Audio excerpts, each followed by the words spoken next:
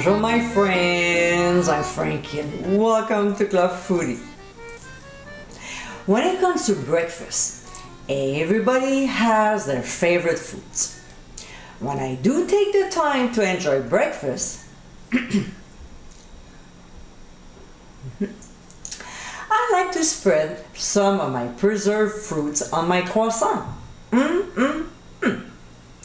So here's another great old-fashioned homemade recipe. In today's episode, I'll show you how to make my citrus marmalade. With a beautiful mix of fruits, this delicious marmalade is packed with yumminess. Its vibrant color will definitely bring sunshine to your morning meal. So my friends, let's get cooking.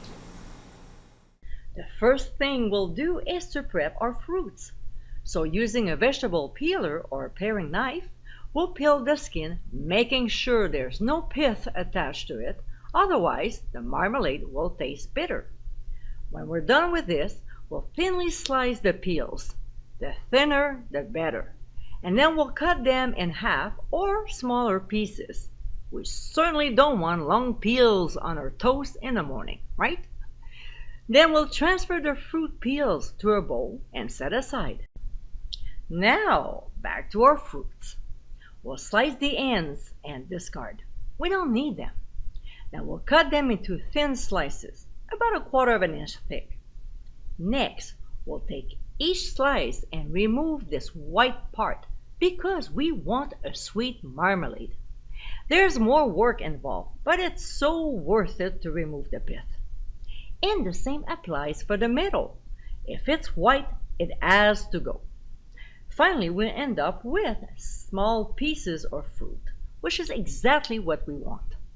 We'll repeat the same process with the limes and lemons and put them all in another bowl, separated from the peels.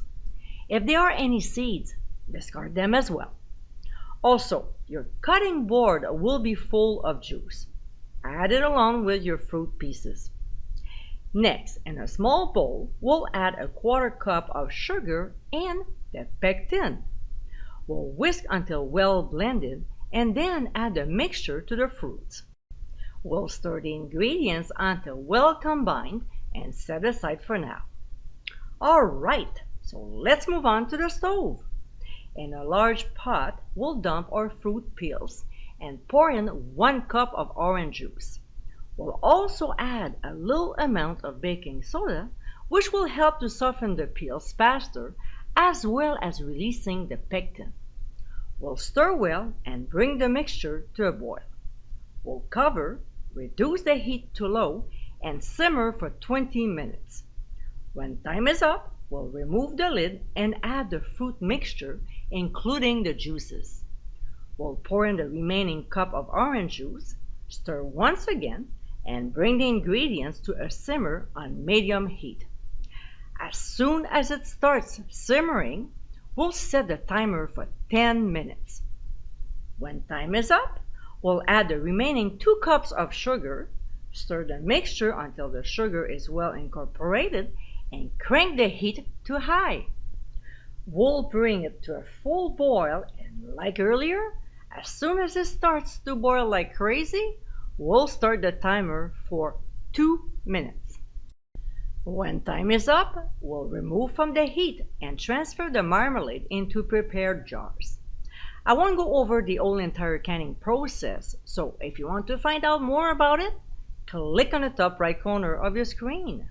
But one thing I will highlight though is we'll process the jars in a water bath for 15 minutes, timing after the water returns to a steady boil.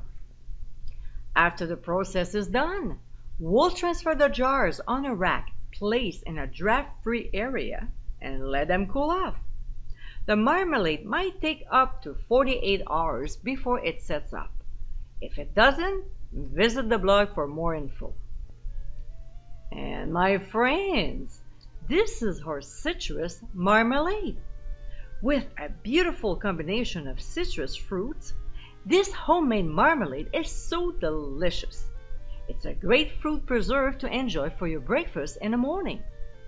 It can also be used for other recipes like dessert, sauce, cold treat, glaze, or even in drinks. Who knew? I hope you give it a try soon, and be sure to visit clubfoodie.com for ingredient amounts and more info. Until next time, my friends, bon appétit!